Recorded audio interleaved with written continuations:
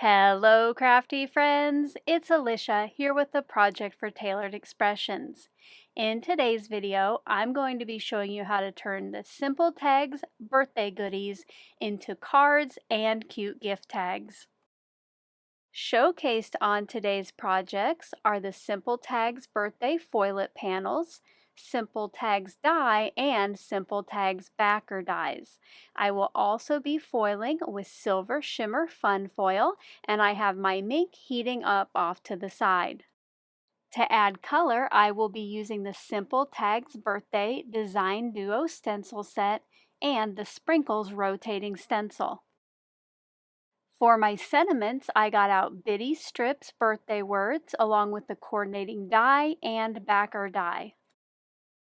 And for some added texture, I will be using the Party Parade 3D embossing folder. For cardstocks, I'll be using Blue Raspberry, Popsicle, Plum Punch, and Sugar Cube. And for inks, I got out Blue Raspberry, Popsicle, Plum Punch, and Dried Fig. And this color combo came from the Blue Raspberry Palette Playbook. To help with stamping, I will be using the exclusive Teal Misti and Just Press tool, and I also got out coordinating blender brushes for stenciling. I will also be using Tailored Expressions vellum, some DMC floss from my stash, and a variety of adhesives to hold everything together. Let's get crafty! I'm going to get started by adding foil to one of the foilet panels. After I selected the card I wanted, I cut a piece of the shimmery silver foil to fit it, and then I ran it through my Minc, which is off to the side, and I made sure to use a Foil Magic Shim and a carrier. Once that had time to cool, I pulled the foil to reveal and just look at all of that sparkle and shine. I'm going to start adding color to the foilet panel by using the coordinating stencils. This is stencil number 1, which I am using with Blue Raspberry ink. One of the great things about this stencil set is it does contain the registration squares, so you can make sure everything is nice and aligned. I used a couple pieces of repositionable tape to hold the stencil down while I did the blending. I used clockwise and counterclockwise motions over all of the openings and just kept shading until I liked the color that I was getting.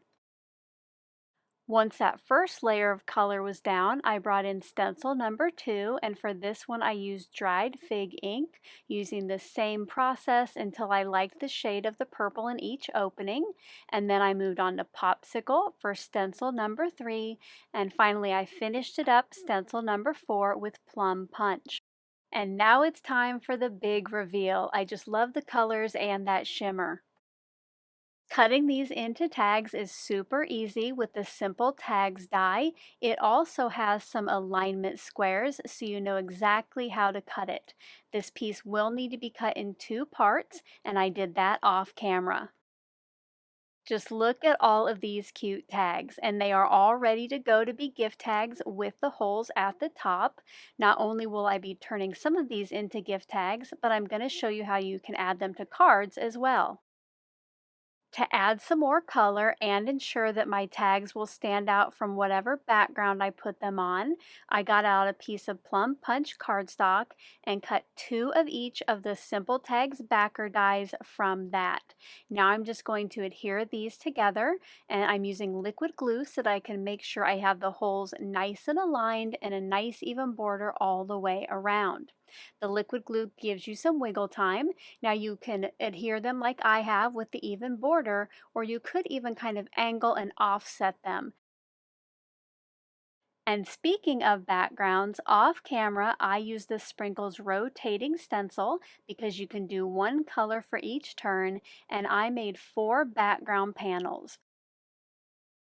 For the sentiments on today's cards, I'm going to be using both of the stamps from the Bitty Strips birthday word set, and I set these up on a scrap of sugar cube cardstock and stamped them with Blue Raspberry ink. To help me get a nice crisp impression on those sentiments, I did bring in the Just Press tool, and just like with the tags, these are super easy to cut out with the coordinating die. While I was off camera cutting the sentiments, I also used a coordinating backer die and cut 2 sets from Plum Punch cardstock. Also, while I was off camera, I used some DMC floss to add bows to some of the tags that will go on cards, and for the ones that I'm going to leave tags, I just made a little loop. Here is a look at the pieces I'm using for card number 1, and I'm going to be running the blue raspberry cardstock through the Party Parade embossing folder. I like how with the size of this, you can put your cardstock in landscape or portrait. Before I run this piece through my die cutting machine, I did wipe the back with a baby wipe. This is just going to add a little bit of moisture to prevent cracking. After that was embossed, I cut it down to 4 by 5 1/4. I always like to cut down pieces after embossing in case the texture takes away from the overall length. On the piece with the sprinkles, I'm going to cut 3 strips.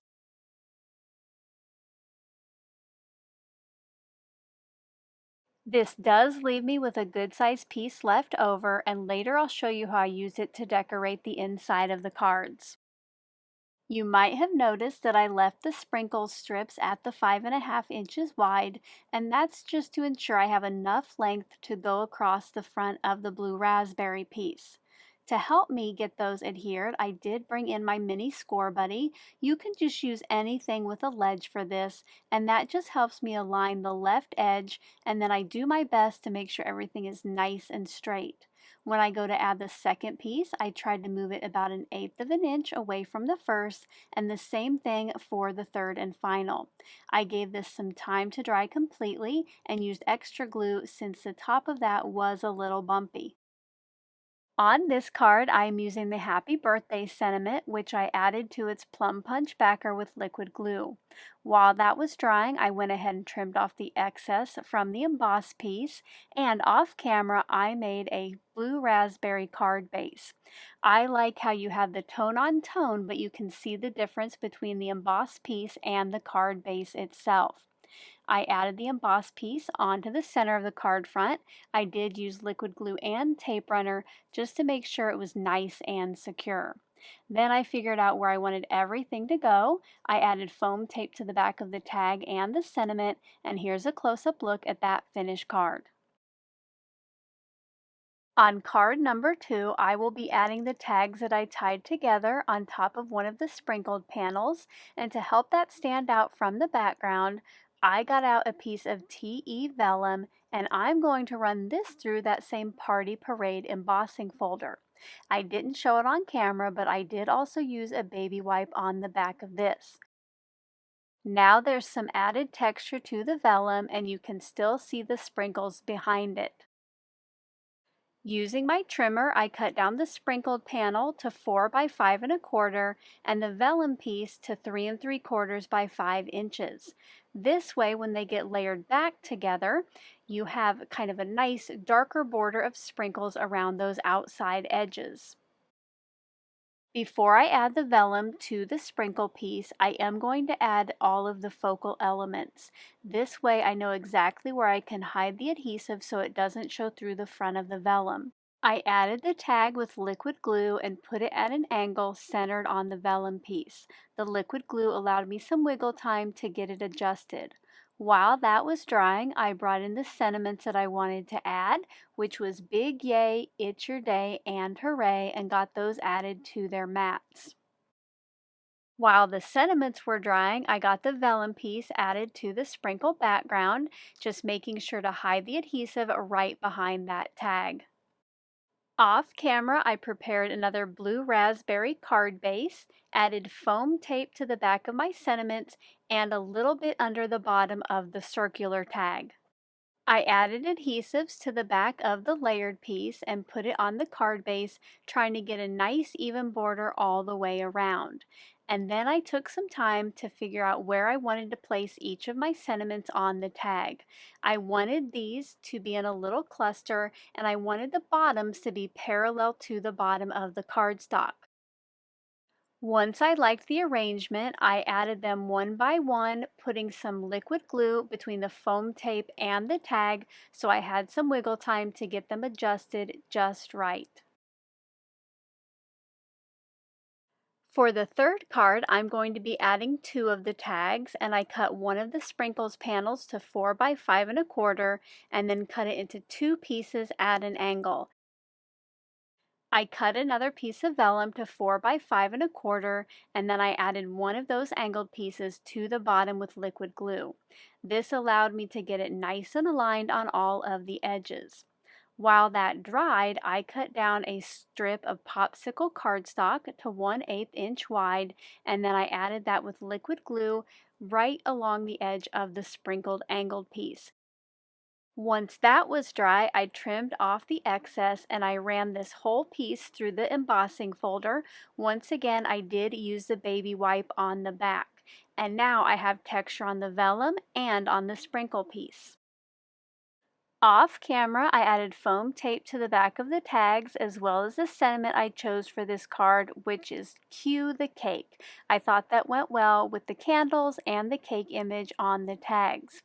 I took some time and got everything arranged and then added each piece with liquid glue, again as a buffer for some wiggle time. Once everything was in place, I added this to the front of another blue raspberry card base, and then I took some time to add a piece of white cardstock to the inside of each of the 3 cards, as well as a little decorative strip. And here are some close-up looks at the finished cards and tags. Thank you so much for taking the time to watch today's video. If you enjoyed the process, a thumbs up is appreciated. And if you're not already a subscriber, we do hope you'll click on the button below so you're the first to know about our latest videos.